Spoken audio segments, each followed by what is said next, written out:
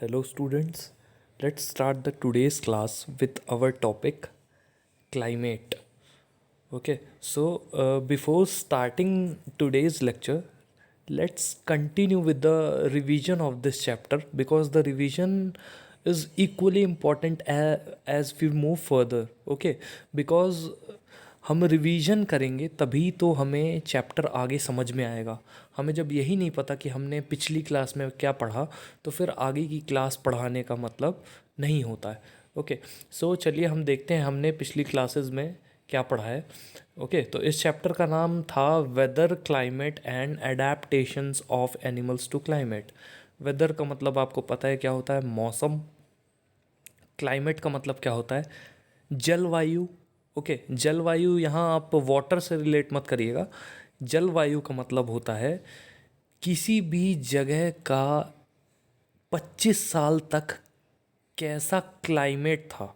Climate का मतलब कितने महीने की ठंडी थी, एक साल में अगर देखा जाए तो कितने महीने की ठंड थी, कितने महीने की गर्मी थी, कितने महीने बरसात हुई और कितने महीने जो है वसंत ऋतु आई।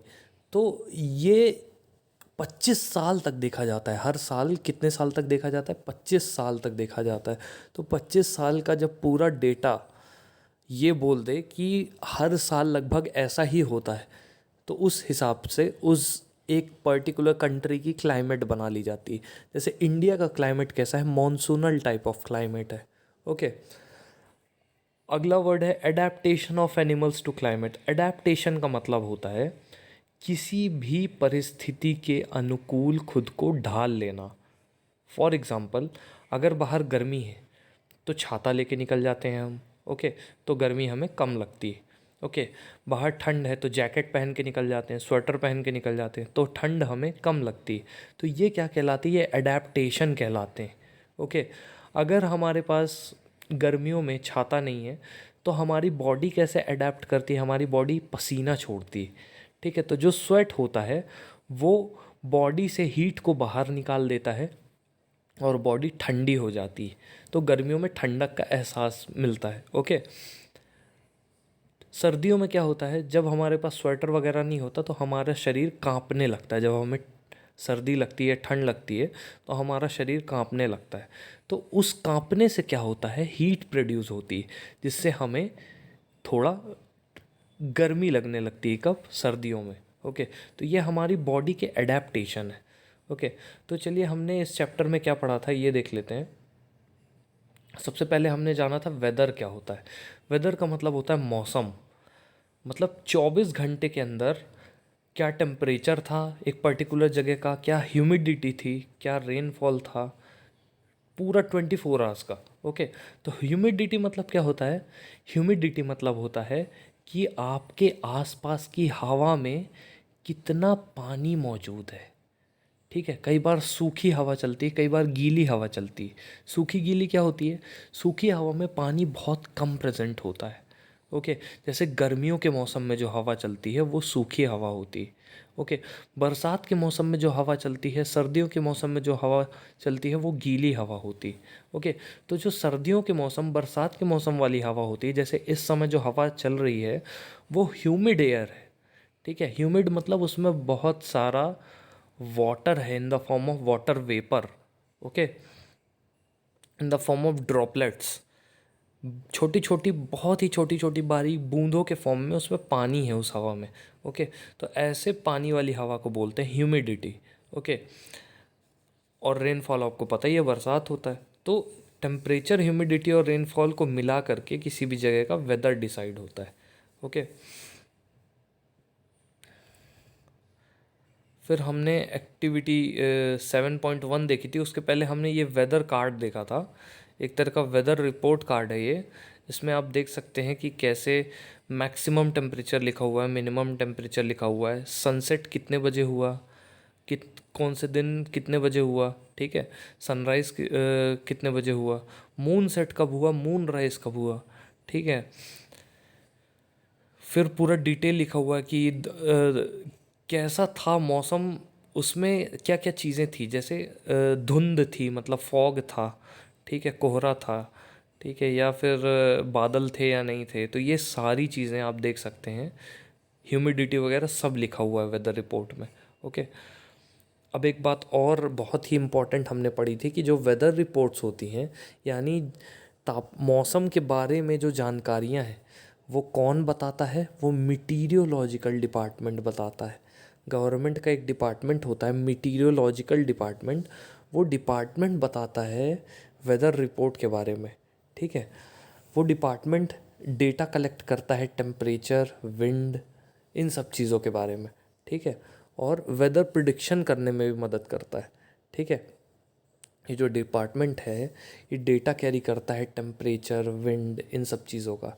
ठीक है, और पूरा वेदर फोरकास्ट जो है वो मीटीरियोलॉजिकल डिपार्टमेंट बताता है। ओके, अब एक्टिविटी 7.1 हमने देखी थी, इसमें ये बोला गया था कि न्यूज़पेपर से वेदर रिपोर्ट्स कलेक्ट करके आप अपनी नोटबुक में लिखिए।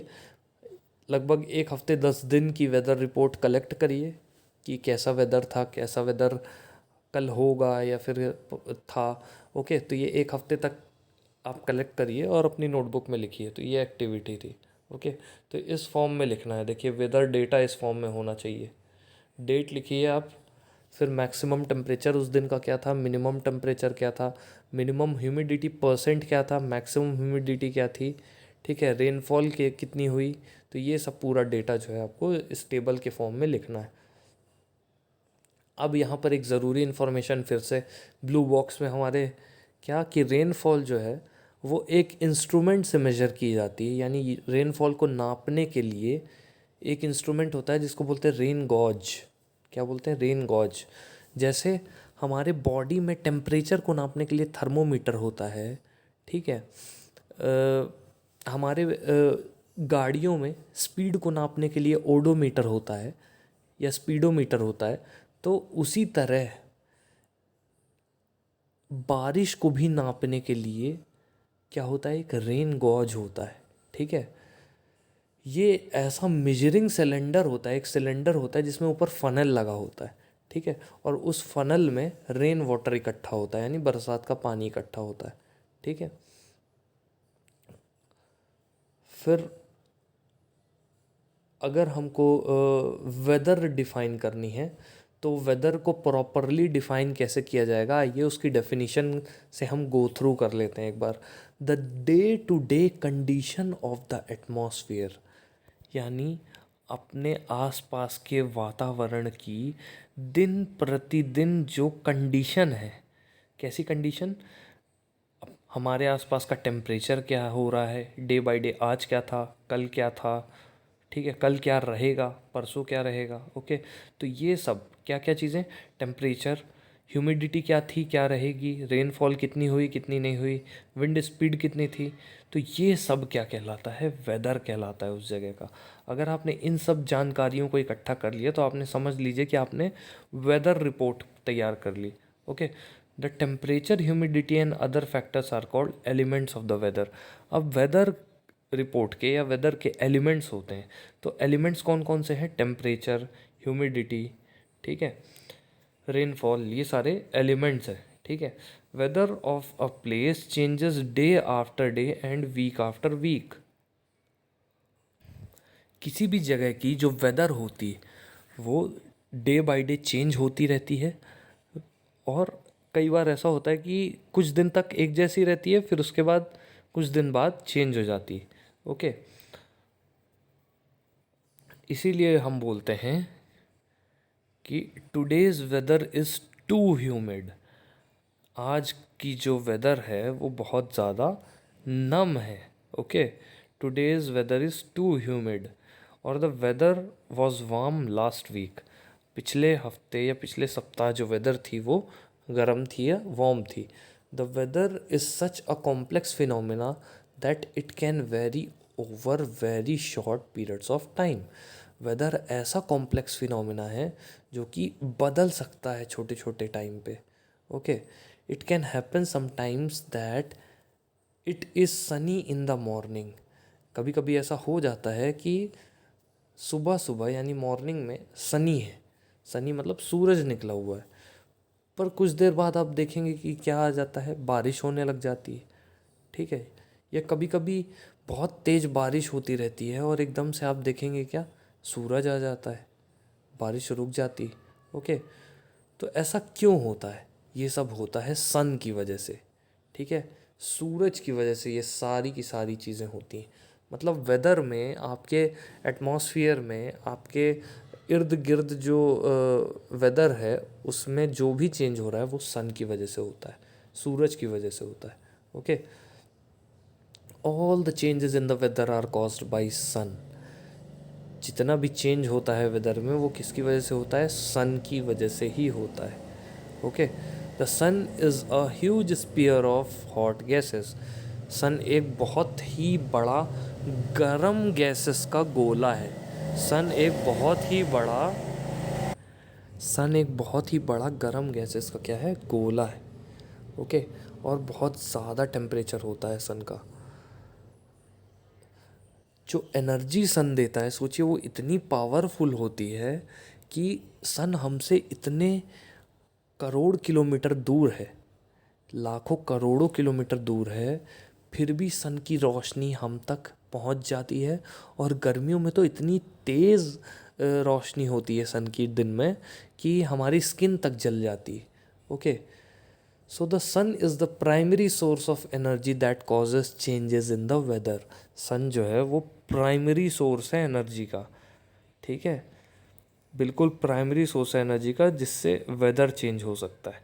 ठीक है, energy absorbed and reflected by the earth surface, oceans and atmosphere play important roles in determining the weather at any place.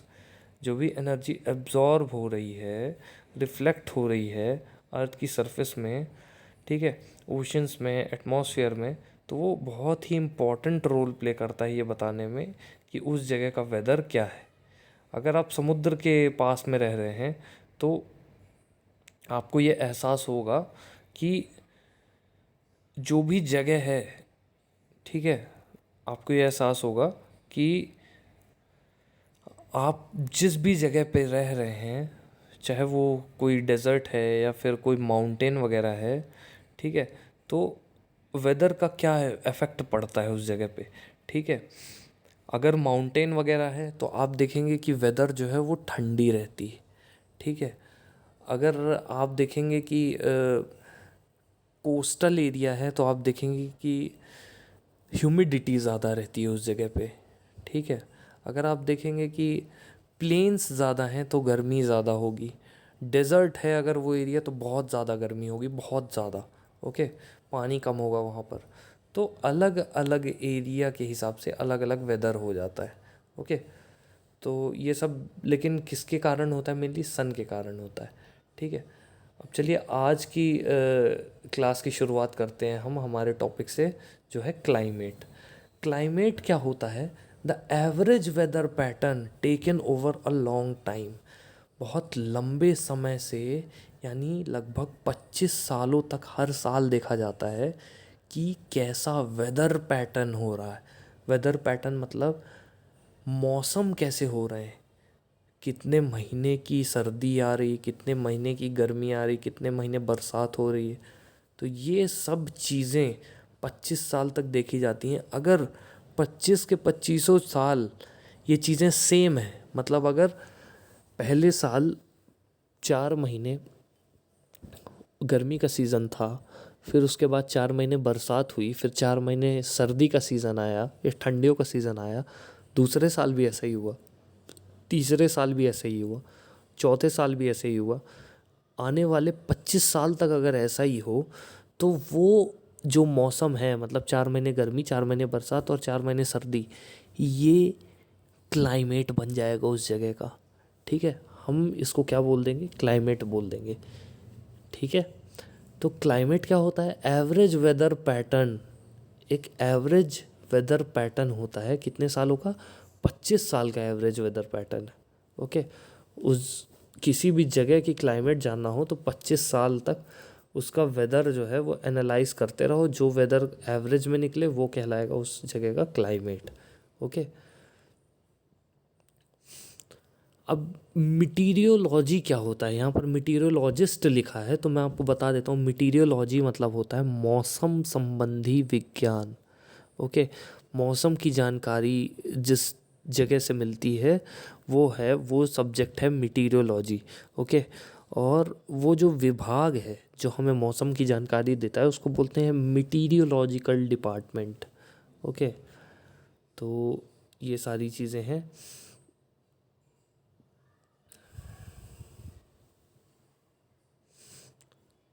If we find that the temperature at a place is high most of the time, then we say that the climate of that place is hot. अगर हम ये देखते हैं कि किसी जगह का तापमान यानी टेम्परेचर, किसी जगह का टेम्परेचर पूरा दिन हाई है, ठीक है, तो हम क्या कह सकते हैं कि उस जगह का जो क्लाइमेट है,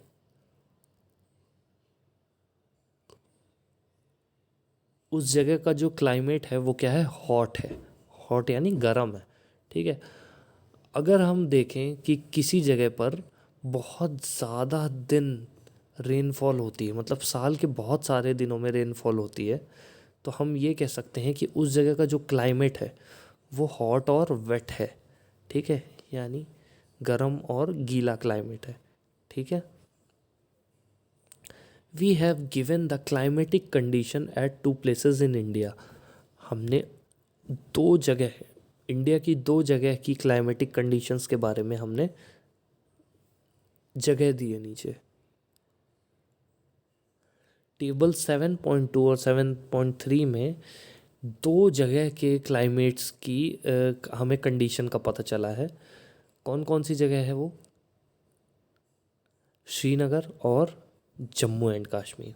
श्रीनगर में कौन सी जगह? जम्मू एंड कश्मीर। और केरला में कौन सी जगह? तिरुवनंतपुरम।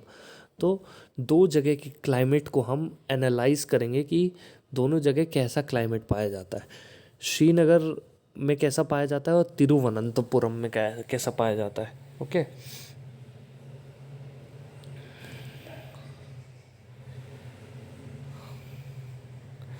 तो 2 स्टेप्स में हमें ऐसा करना होगा। पहले हम क्या करेंगे कि एवरेज निकालेंगे टेम्परेचर का 1 महीने का, ठीक है। 1 महीने में कितना टेम्परेचर था डेली, उसका एवरेज निकालेंगे। दूसरा, हम एवरेज निकालेंगे बहुत सालों का, मतलब जैसे हमने महीने का डेली का टेम्परेचर नोट कर लिया, ठीक है, डेली डेली क्या टेम्परेचर होता है, ठीक है, डेली डेली क्या टेम्परेचर होता है, तो ये हमने नोट कर लिया। एक जगह, एक पर्टिकुलर जगह का, सपोज़ हमने श्रीनगर ले लिया, तो श्रीनगर का डेली का टेम्परेचर 1 महीने तक रिकॉर्ड किया हमने। 30 डेज़ टेम्परेचर रिकॉर्ड किया डेली, सुबह और शाम का, ठीक है। फिर महीने का एक एवरेज टेम्परेचर मिल गया हमको। अब हर महीने ऐसे ही एवरेज टेम्परेचर को जोड़ कर, हर महीने का एवरेज टेम्परेचर को जोड़कर एक और मीन टेम्परेचर निकाला गया, ठीक है। उससे पूरे साल का हमें टेम्परेचर पता चल जाएगा, ठीक है। फिर हमें बहुत साल तक ऐसे ही करना है और तब हमें क्या मिलेगा, एक मीन टेम्परेचर मिलेगा, ठीक है। तो दोनों जगह हमको ऐसे ही करना है, श्रीनगर में भी ऐसे ही करना है और तिरुवनंतपुरम में भी ऐसे ही करना है। ओके, तो चलिए हम देखते हैं हमारे डेटा के अकॉर्डिंग कि हमने क्या क्या। पहला जो टेबल 7.2 है उसमें श्रीनगर के बारे में बात की गई है, और टेबल 7.3 में आप देख सकते हैं तिरुवनंतपुरम के बारे में बात की गई है। तिरुवनंतपुरम कहाँ है? इंडिया के साउथ में, यानी केरला में। ओके, सदर्न मोस्ट स्टेट है ये केरला। तो इन्फॉर्मेशन क्लाइमेट के बारे में क्या है ये देखते हैं। सबसे पहले महीने दिए हुए हैं, जनवरी, फरवरी, मार्च, अप्रैल, कहाँ तक? पूरे दिसंबर तक। ओके, फिर दिया हुआ है मीन टेम्परेचर डिग्री सेल्सियस में, तो डेली का मिनिमम टेम्परेचर, डेली का मैक्सिमम टेम्परेचर, ठीक है। इन दोनों का एवरेज निकाल करके क्या बनता है? मीन टेम्परेचर बनता है, ठीक है। तो डेली का मिनिमम -2.3 था जनवरी में, डेली का मैक्सिमम 4.7 था। ऐसे फरवरी में भी, मार्च में भी, अप्रैल में भी, कहाँ तक? दिसंबर तक पूरा, ठीक है।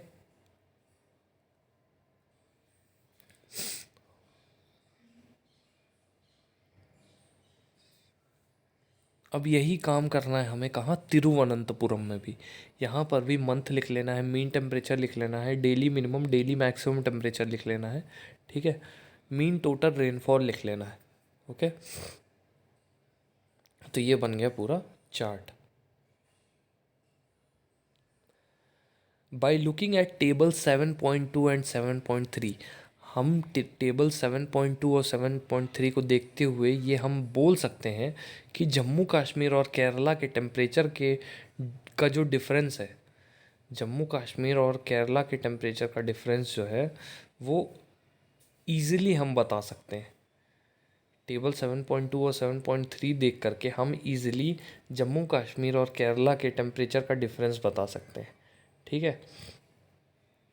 हम आसानी से ये देख सकते हैं कि केरला जो है वो हॉट और वेट है, यानी गर्म और गीला है, बट जम्मू कश्मीर जो है वो ठंडा है, बहुत ज़्यादा ठंडा है, ठीक है।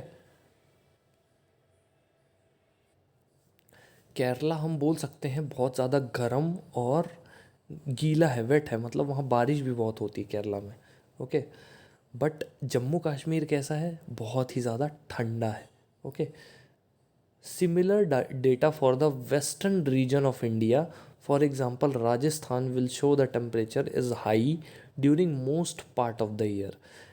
ऐसा ही डेटा हमको देखने मिलेगा जब हम राजस्थान के बारे में देखेंगे कि उसका टेम्परेचर जो है वो कितना है, ठीक है। राजस्थान के टेम्परेचर की जब हम बात करेंगे तो हमें ऐसा ही डिफरेंस देखने मिलेगा कि कैसे राजस्थान का टेम्परेचर जो है बहुत ज़्यादा हाई रहता है साल भर, बट ड्यूरिंग विंटर के समय यानी सर्दियों के समय, जो कि कुछ महीने तक चलती हैं सर्दियाँ, टेम्परेचर थोड़ा सा कम रहता है, ओके।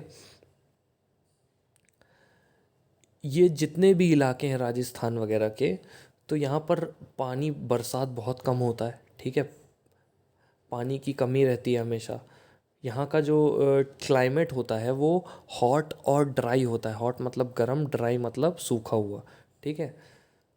नॉर्थ ईस्टर्न इंडिया जो है वो रेनफॉल रिसीव करता है कहाँ से, major part of the year से, मतलब साल के मेजर पार्ट से, साल के एक बहुत बड़े हिस्से से रेनफॉल रिसीव करता है। Therefore we can say that the climate of north east is wet, इसीलिए हम ऐसा बोल सकते हैं कि जो नॉर्थ ईस्ट का क्लाइमेट है वो वेट है, ओके। अब हम जानने की कोशिश करते हैं कि क्लाइमेट और एडेप्टेशन दोनों साथ साथ में कैसे चलते हैं। तो क्लाइमेट तो अब तक आपको क्लियर हो गया होगा कि 25 साल तक अगर किसी जगह का वेदर एक जैसा रहे तो वो वहाँ का क्लाइमेट कहला जाता है, ओके। जैसे हम केरला की बात करें तो वहाँ पर गर्मी पड़ती है और बरसात बहुत होती है, तो वहाँ का क्लाइमेट कैसा होगा, हॉट एंड वेट, ओके। हम लेह लद्दाख की बात करें तो लेह लद्दाख में मैक्सिमम मंथ्स में सर्दियाँ पड़ती, बर्फ़ गिरती, ओके। तो वहाँ का टेम्परेचर, वहाँ का क्लाइमेट कैसा होगा, कोल्ड एंड ड्राई, ओके, क्योंकि वो एक ड्राई डेजर्ट है, ओके, कोल्ड डेजर्ट है वो एक तरह का। चलिए हम देखते हैं हमारी बुक में क्या लिखा हुआ है क्लाइमेट एंड एडेप्टेशन में। Climate has a profound effect on all living organism, climate का एक बहुत ही तगड़ा इफेक्ट पड़ता है सारे लिविंग ऑर्गेनिज्म में, ठीक है।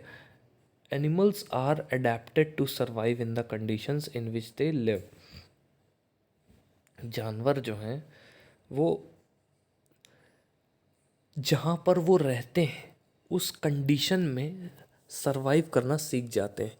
जैसे अगर हम इंसान अपनी खुद की बात करें तो अगर हमको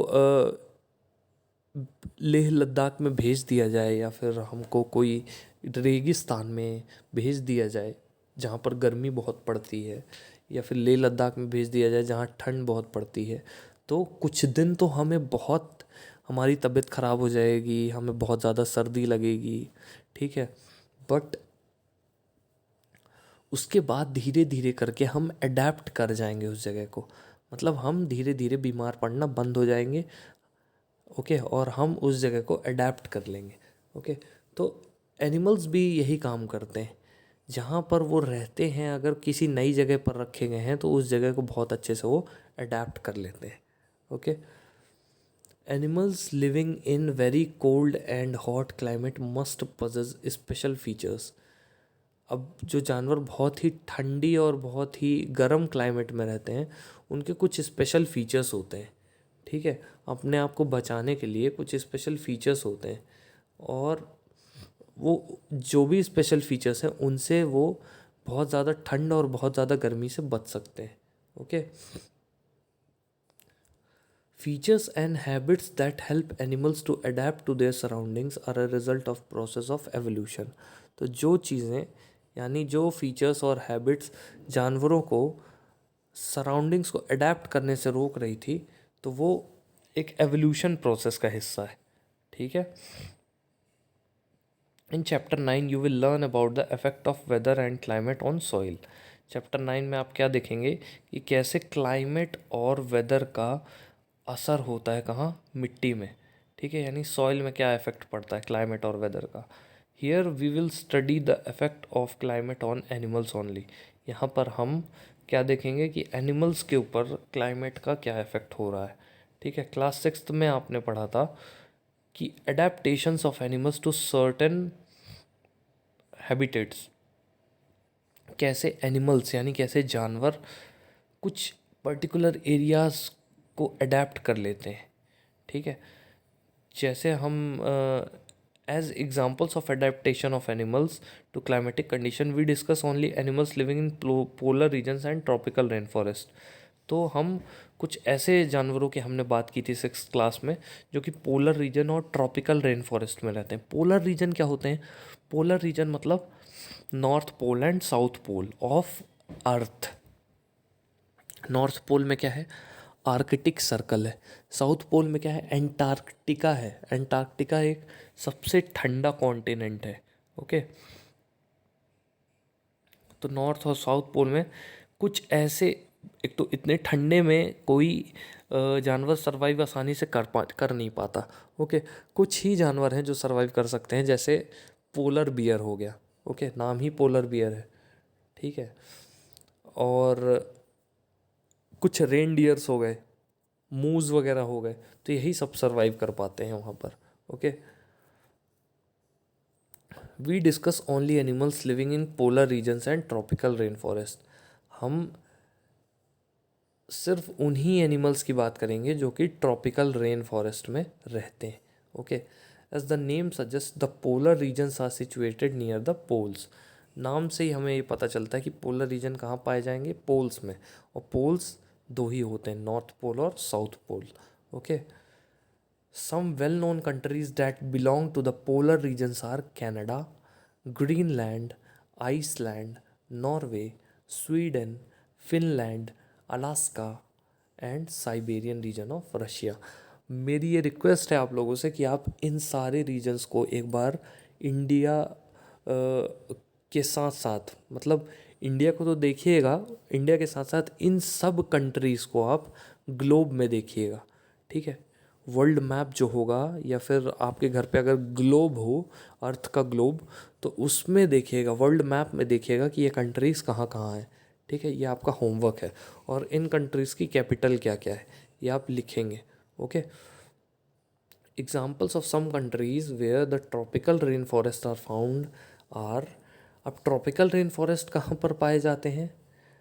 ट्रॉपिकल रेन फॉरेस्ट मतलब जहाँ बारिश होती है और जो हरे भरे जंगल रहते हैं जहाँ पर, तो वो कहाँ कहाँ पाए जाते हैं?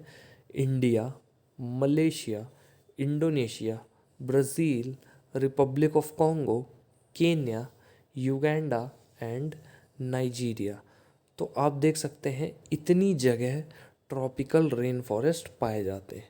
ओके, तो आज के लेक्चर में गाइस हमने ये देखा कि वेदर क्या होता है, क्लाइमेट क्या होता है, कैसे एनिमल्स अलग अलग क्लाइमेट को, अलग अलग वेदर को अडेप्ट कर लेते हैं। ओके, तो ये सारी चीज़ें हमने आज पढ़ी। मैं आशा करता हूँ कि आप लोगों को आज का लेक्चर समझ में आया होगा। जो भी नहीं समझ में आया हो आपको, वो प्लीज़ मेरे से डाउट के फॉर्म में आप पूछिएगा। Okay, so guys that's all for now. Stay at your homes, be safe. Okay, thank you so much.